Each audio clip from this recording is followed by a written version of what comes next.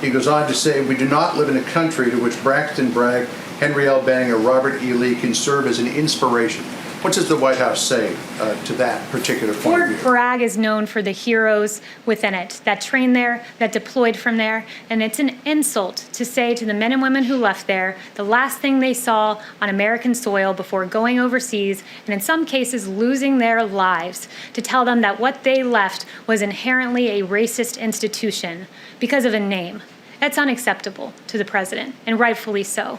And I would also note, where do you draw the line here? I'm told that no longer can you find on HBO Gone with the Wind because somehow that is now offensive. Where do you draw the line? Should George Washington and Thomas Jefferson and James Madison be erased from history?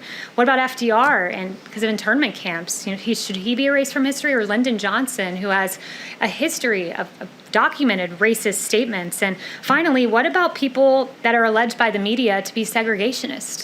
NBC tells us Joe Biden didn't just compromise with segregationists, he fought for their causes in schools, experts say.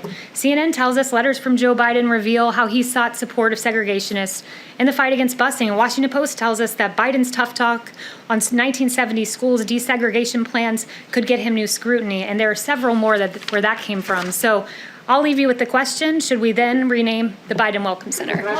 Individuals and people of color differently than white individuals. Does the president share those specific concerns?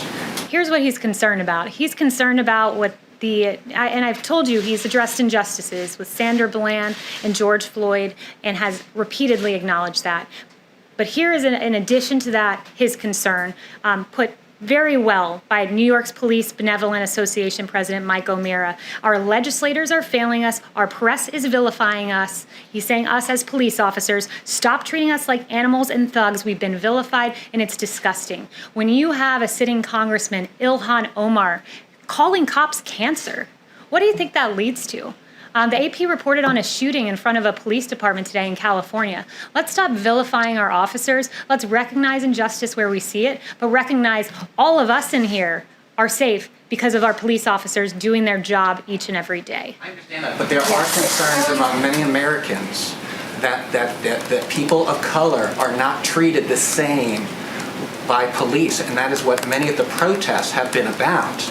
Does the president share those specific concerns? The president believes most of our police officers are good, hardworking men and women, like David Dorn, who was killed among these riots, like Patrick Underwood, who was killed among these riots. Those are our police officers. They are our best. They are our brightest. They're absolute places of injustice. We're addressing those. We're looking at legislative proposals and EOs, and what ultimately is determined we'll see in the coming days as to what will work as a policy prescription. But stop vilifying our officers, because they deserve better than that. They're out there, they're working hard, 750 injured just in the last week and a half, and we need to recognize that. I was working with the president on something, and he wanted me to hand this out to you all, and I have it here, so I want to read it to the American public directly from the president.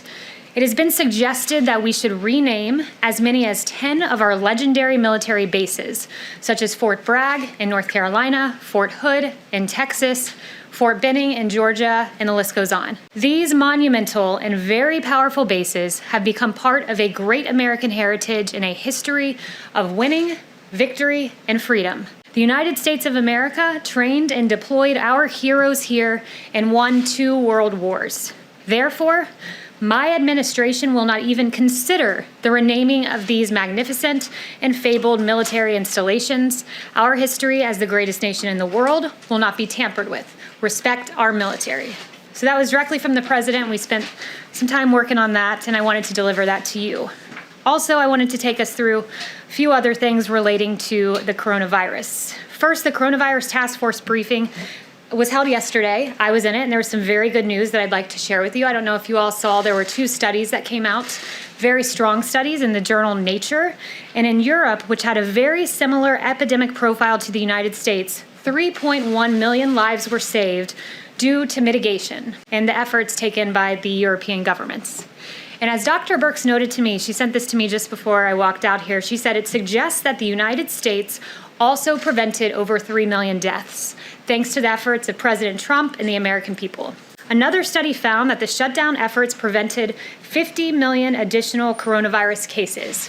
So those are two very encouraging studies underscoring the work of the American people. Also, the Washington Post noted that these two reports use completely different methods to reach similar conclusions. They suggest that the aggressive and unprecedented shutdowns were effective at halting the exponential spread of the novel coronavirus. So thank you, Washington Post, for that good reporting. The Department of Agriculture, Secretary Sonny Perdue, also had some very good news in the task force briefing I was at yesterday. America's meatpacking facilities, at one time it looked like they were going to need to close. That was unacceptable to the administration. So we took action. The coronavirus task force took action. And now I'm pleased to report that these meatpacking facilities are operating at 95% capacity compared to 2019. We have beef operating at 98% capacity, pork at 95%, and poultry at 98%. Throughout America's extraordinary efforts to slow the spread, President Trump ensured that the meat supply chain stayed functional and robust by directing these meatpacking facilities to safely operate in accordance with the CDC and OSHA guidelines. His efforts secured America's continual access to a steady food supply chain. And then finally, and very importantly, I have some great data points to share on coronavirus testing capacity in minority communities. Admiral Brett Joie shared this with me yesterday and last night as well. He said that when we look at testing sites, President Trump's public-private partnership with retail companies has proven quite successful. Testing sites are operating in 49 states, with 70% of these sites located in communities with moderate to high social vulnerabilities. And social vulnerability takes into account race, ethnicity, housing and economics, language barriers, and other factors. Also, federally qualified health centers, their FQHCs, serve 29 million patients in 12,000 communities across the nation. They provide care to 1 in 5 of those uninsured, 1 in 5 of rural Americans, 1 in 3 of individuals below the poverty line, and more than 1.3 million homeless men and women, and nearly 1 million migrant agricultural workers. And 92% of these FQHCs now offer COVID tests, and we've awarded them $583 million to 1,385 of these facilities. And finally, I promised my last announcement. The HHS Office of Minority Health issued a competitive funding opportunity to build a strategic network of national, state, territory, tribal, local, and community-based organizations that deliver vital health information and support linkages to services for racial and ethnic minorities. And this announcement, this network is scheduled to be awarded at the end of June and is expected to reach at least 40 million individuals from racial and ethnic minorities. These updates, I was told by Brett Joie, were received very well at the Senate hearings. And we thank the Vice President, Mike Pence, for doing an amazing job leading our coronavirus task force, and to President Trump, who has led in bringing America through the coronavirus pandemic. And with that, I'll take questions. Kristen. Does the president regret tweeting out a baseless conspiracy theory about a 75-year-old protester on the morning of George Floyd's funeral? The president was asking questions about an interaction in a video clip he saw, and the president has the right to ask those questions. But does he regret tweeting out this protester was assaulted? The president does not regret standing up for law enforcement men and women across this country. And let me say this, and just give you a little bit about the mindset behind the president's tweet. Look, we're living in a moment that is, it seems to be reflexively anti-police officer. And it's unacceptable to the president. In this tweet that he sent out, he was in no way condoning violence. He was not passing judgment on these two officers in particular. But what he was saying is this: when we see a brief snippet of a video, it's incumbent upon reporters and those who are surveying the situation to ask questions. Rather, upon the president to have facts before he tweets anything out. He's the president of the United States. The president did have facts before he tweeted it out that undergirded his questions. Baseless conspiracy theory. It's not a baseless conspiracy. No, not at all. I won't acknowledge that because look, let's contrast this to the George Floyd situation, which that horrific video that we all saw. Every single police officer that I saw across the country came out and said, this is an inexcusable action, and I condemn this police officer. In this case, there were 57 police officers who said, I resign in protest over the way these two officers were handled. And the president says, those law enforcement officers have a right to be heard. But does the president John. think that anything justifies that 75-year-old man being pushed down to the ground like we all saw The in president video? does not condone violence. He wants to see the appropriate amount of police force used in any given situation, including this one, but he believes that the officers have a right to be Very heard. quickly, George Floyd's brother is here testifying. Has the White House invited him here to meet with the president? The president has repeatedly acknowledged George Floyd, his passing, the egregiousness of that atrocity, and has called the family by phone, as he did last week. Yes. The president has got an event tomorrow in Dallas at a church in which he'll meet with faith leaders. He'll also meet with law enforcement officials, small business owners. The theme is a plan for holistic revitalization and recovery.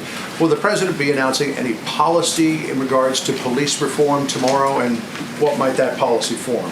Yeah, so that's a very important question. And as it stands currently, the president has spent the last 10 days quietly and diligently working on proposals to address the issues that the protesters have raised across the country, legitimate issues. And that body of work, I'm told, is reaching its final edits, and we hope to produce it for you in the coming days. I can't promise you it's tomorrow, but in the coming days, we look to deliver that. So what then will tomorrow be about? Will it be a listening session as he had on Monday with law enforcement, or might there actually be some concrete policy proposals? Yeah, it will be a round. It could at least be done at the executive level. It will be a round table, much like what you saw with law enforcement officers earlier in the week. And if I could just stay on that theme for a second, in terms of reform ideas that the president could support, Democrats have floated some in the House. Senate Republicans, led by Tim Scott, are working on others, things like banning chokeholds, banning no-knock warrants, independent process to investigate misconduct. Could the president support issues like that? So again, don't want to get ahead of the announcements. What I would say is each issue is being looked at as to what would make a difference. Everything that you've suggested has certain ramifications, so he has to look at each of these in great detail as he's done over the last few days. And I would just note one thing that AG Barr said was that in the Democrat bill, they talked about needing to reduce immunity to go after bad cops, but that would result in police pulling back. So that is one thing that is a non-starter. So what is that? It's called qualified immunity. Yes. Is that a red line for the president? That's a non-starter in the Democrat legislation. Yes, John. Does the president believe there's a problem with institutional racism in this country and institutional racism in law enforcement? Look, I've answered this question. I think this is the fourth time I've been asked it, and I've said each and every time, there are injustices that we have seen. Clearly, that tape of George Floyd was inexcusable, gut-wrenching, difficult to watch, and it was really a beautiful funeral yesterday, all the great testimonies to his life. We recognize those injustices. Sandra Bland, another example. But this president knows fundamentally that most police officers in this country are good, that the 750 men and women that have been injured, that David Dorn, the police officer who was killed, and Patrick Underwood, the law enforcement officer who was killed, are emblematic of what police in this country stand for. That is the best, that is the brightest, and that is our domestic heroes. Yes. The reason why I'm asking it now is, does he believe that action needs to be taken to fundamentally change the way law enforcement is done in this country, to make fundamental changes so that there isn't the kind of disparities that we see along racial lines? Well, the president's looking at various proposals, and I would say this president has done a whole lot more than Democrats have ever done when it comes to rectifying injustices. Where you had the crime bill of the 90s, which created great racial disparities in our justice system, and President Trump rectified some of those with the First Step Act. So President Trump's about action, and he's shown that, and he recognizes injustices and acts promptly when he sees them. Yes. Thanks, does the president agree with the recent announcements from the Marines and Navy about their policies banning the display of the Confederate flag? So I haven't spoken to him on that specific one. He does, as I noted at the top of this briefing, fervently stand against the renaming of our forts, these great American fortresses where literally some of these men and women who lost their lives as they went out to Europe and Afghanistan and Iraq and all across this world to win world wars on behalf of freedom. A lot of times the very last place they saw was one of these forts. And to suggest that these forts were somehow inherently racist and their names need to be changed is a complete disrespect to the men and women who the last bit of American land they saw before they went overseas and lost their lives were these forts. Just one follow-up. So an ex-judge appointed to review the Flint case said the Justice Department has engaged in highly irregular conduct to benefit a political ally of the president. And you urge the presiding judge in the case to deny attempt by the government to dismiss the charges. What is the White House reaction? That's the first I'm hearing of that. I'd point you to DOJ on that. Jeff. Thanks, Kayleigh. Congressional Republicans, including Congresswoman Liz Cheney, have criticized the president's decision to reduce the number of U.S. troops in Germany. Some saying that it will embolden Russia if the United States does that. Did the president make that decision to punish Chancellor Merkel for deciding not to come to the G7 in June? Look, I have no announcements on that front, and he never makes decisions to punish certain world leaders. He acts in the best interest of the United States. Just Yes. to follow up on another issue on distance with regard to the tweet. One of the things that the president said in his tweet was that the gentleman fell harder than he was pushed. How does that work in terms of physics?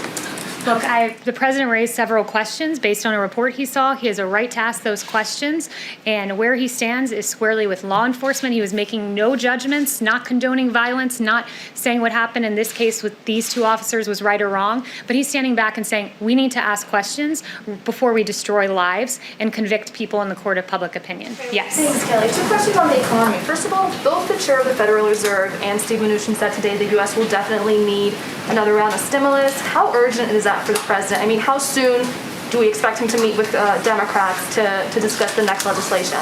Yeah, it's a good question. He met on a potential phase 4 policy last week. It was a very promising discussion with his economic advisors. So that's in the works as to when and if we see that, but it is a topic of discussion. He was encouraged by the jobs report. We were supposed to lose 7.5 million jobs. We ended up gaining 2.5 million, a swing by 10 million. It was described to me as one of the, by one famed economist, as one of the worst miscalculations of economists in history to be off by 10 million. That's the size of Michigan. So the president's encouraged because what we're seeing is a belief in the Trump economy and the Trump presidency. What we're seeing is the market soar. We're seeing the S&P have its best 50-day track record in history because they believe in a president that has free market policies that got us to the hottest economy in modern history and will get us there again. Yes. On that, the Federal Reserve today offered a pretty grim economic outlook, saying unemployment is going to be elevated for years. And also this week, we heard from the National Bureau of Economics research saying that the U.S. officially entered a recession. What is the White House response to that? We believe that next month's jobs report will be robust. The president has been clear that Q4, he expects Q3 to be a transition period, Q4 to be robust, and next year to be a very hot year. And I would note that those in the prediction business, they were off by 10 million. That's not too good. So I'd go back and look at some of the models that were off and how extraordinary the jobs report was last time, including 300,000 new jobs for Black Americans. Yes. Thank you so much. The president met with Mitch McConnell today, we understand. Can you kind of fill us in on what that discussion was about? Any updates? So I have no announcements on that front. Those were his private meetings, so no announcements out of that. Can I just add to Jonathan's question? A lot of people are concerned that there is, you mentioned justice disparities. There's a lot of concern of some Americans that police officers treat Black individuals and people of color differently than white individuals. Does the president share those specific concerns? Here's what he's concerned about. He's concerned about what and I've told you he's addressed injustices with Sandra Bland and George Floyd and has repeatedly acknowledged that. But here is, in addition to that, his concern, put very well by New York's Police Benevolent Association President Mike O'Meara. Our legislators are failing us. Our press is vilifying us. He's saying us as police officers, stop treating us like animals and thugs. We've been vilified, and it's disgusting. When you have a sitting congressman, Ilhan Omar, calling cops cancer, what do you think that leads to? The AP reported on a shooting in front of a police department today in California. Let's stop vilifying our officers. Let's recognize injustice where we see it, but recognize all of us in here are safe because of our police officers doing their job each and every day. I understand that, but there are concerns among many Americans that people of color are not treated the same by police, and that is what many of the protests have been about. Does the president share those specific concerns? The president believes most of our police officers are good, hardworking men and women, like David Dorn, who was killed among these riots, like Patrick Underwood, who was killed among these riots. Those are our police officers. They are our best. They are our brightest. They're absolute places of injustice. We're addressing those. We're looking at legislative proposals and EOs, and what ultimately is determined, we'll see in the coming days as to what will work as a policy prescription.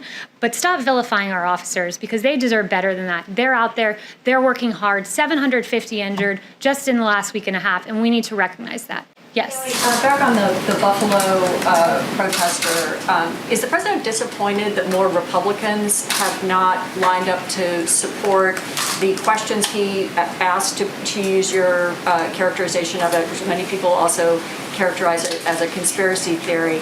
And secondly, has the president reached out either to the injured gentleman or to the police officers involved? So first of all, President Trump, I would say, he's not focused on what Republicans are saying or not saying on the Hill. He's focused on making changes. As I said, he's been diligently hard at work the last 10 days, and that is where his focus squarely lies at the moment. Yes. Thanks, Kayleigh. And has he reached out to either the gentleman or the... Not that I'm aware of, no. You consider it? Not that I'm aware of. Hello. Thanks, Yes. Kayleigh. You started this briefing reading off some statistics about success of mitigation efforts on the spread of COVID, but we're now seeing a spike in cases in more than a dozen states and increased hospitalizations in a lot of those as well.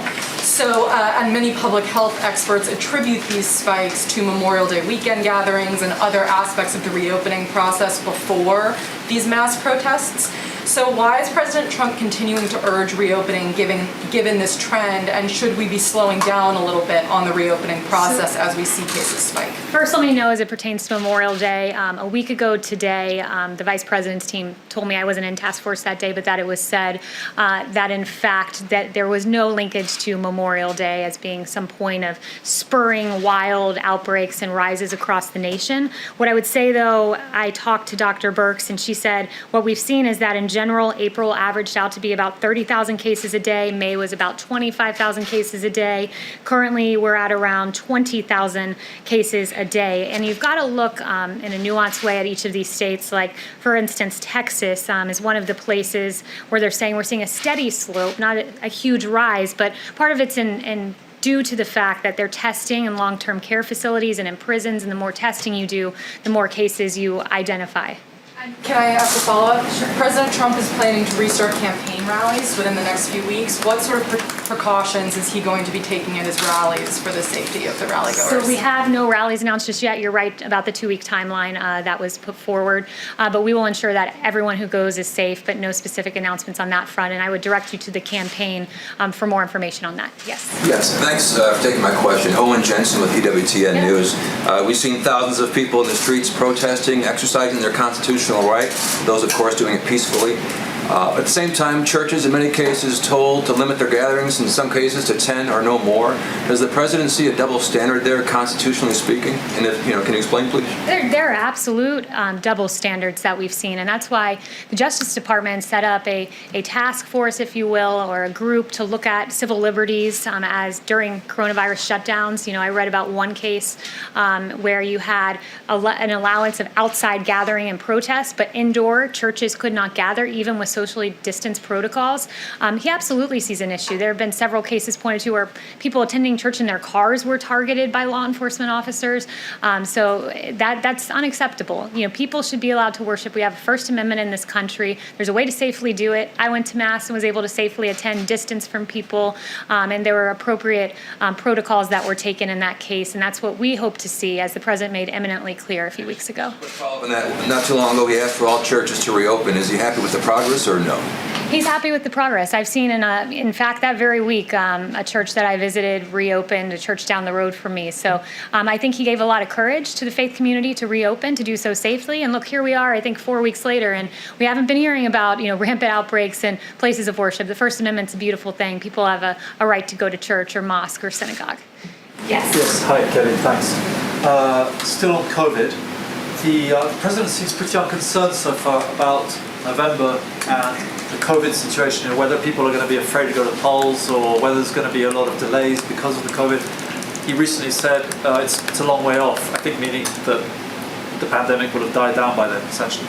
But given that it hasn't actually gone away, people are obviously still dying every day and there are some spikes, and it's not that far away, 5 months. Are any measures being taken at all to guarantee that this election is going to go smoothly and everyone who wants to vote can vote? Yeah, well, I've not seen much criticism of the protest and socially distance and mitigation efforts. About the election, not I think protest. there's a way to safely vote if you can safely protest, and that's what the president would like to see. There's a way to safely vote. There's a way to safely go to church, and you're asking a hypothetical about something 5 months from now at a time, ironically, when the media hasn't expressed much outrage about a lack of mitigation efforts taken by some of the protesters. Just wondering about the election. That's what everyone Raquel. cares about. Thank you so much, Kayleigh. Two questions. First, is the president concerned the protests could lead to another outbreak of coronavirus? And a second question, President Trump said that he does not believe the death toll in coronavirus cases figures from some countries. Does he trust the figure from Brazil? Is the White House concerned that the Brazilian government is hiding information about COVID-19? So I haven't spoken to him about the Brazil numbers, but I have heard him on several cases, probably at least 5, mention that he'd seen what's going on in Brazil, and he was hurt to see how many people have been affected by COVID down there. So he has mentioned Brazil specifically. I believe he even sent some ventilators to Brazil because we had such an overflow of ventilators here because America really, under the leadership of President Trump, snapped into action and shored up what was supposed to be a ventilator shortage and delivered. This administration delivered. So I would just note that he's mentioned great concern for the people of Brazil. Kayleigh, just the first question that I asked, is the president concerned the protests could lead to another outbreak of coronavirus? And we're monitoring that. Right now we're encouraged to see that cases have declined month over month. But, the vice president, as I walked out here, said the task force is well aware of monitoring individual situations in particular states. Niels. Kayleigh, thank you. Going back to where you started with the statement about renaming the military bases, if Congress were to send over, say, the defense authorization with language that were to rename one of these bases for someone who, say, was a general who won the Civil War, would the president veto the defense authorization? The president will not be signing legislation that renames America's forts. It's important to note, Fort Bragg, for example, it's one of the largest military installations. It's home to tens of thousands of brave American soldiers.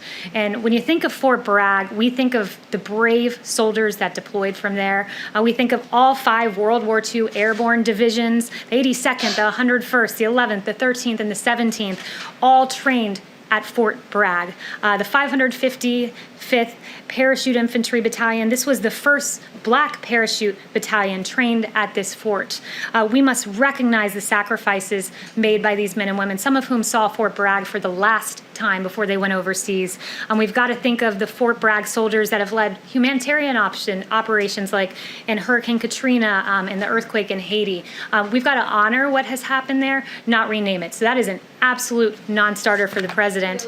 And I would also note... One more question on that. Yeah, John. One more question on that. General David Petraeus is one of those people who went through Fort Bragg a number of times, even though his first command was at Fort Campbell, Kentucky. He penned a quite lengthy and detailed editorial about the reasons why those bases should be renamed, saying it's ironic that American soldiers and Marines are being trained at bases named for people who fought against the Union back in the Civil War, that many of the people for whom these bases are named were leaders held in questionable regard, but who were elevated during the Lost Cause movement. He goes on to say, we do not live in a country to which Braxton Bragg, Henry L. Banning, or Robert E. Lee can serve as an inspiration. What does the White House say to that particular point of view? Fort Bragg is known for the heroes within it that trained there, that deployed from there, and it's an insult to say to the men and women who left there the last thing they saw on American soil before going overseas, and in some cases losing their lives, to tell them that what they left was inherently a racist institution because of a name. That's unacceptable to the president, and rightfully so. And I would also note, where do you draw the line here? I'm told that no longer can you find on HBO Gone with the Wind because somehow that is now offensive. Where do you draw the line? Should George Washington and Thomas Jefferson and James Madison be erased from history? What about FDR and because of internment camps? Should he be erased from history, or Lyndon Johnson, who has a history of documented racist statements? And finally, what about people that are alleged by the media to be segregationists? NBC tells us Joe Biden didn't just compromise with segregationists, he fought for their causes in schools, experts say. CNN tells us letters from Joe Biden reveal how he sought support of segregationists in the fight against busing. And Washington Post tells us that Biden's tough talk on 1970s schools desegregation plans could get him new scrutiny. And there are several more where that came from. So I'll leave you with the question, should we then rename the Biden Welcome Center? Thanks very much, guys.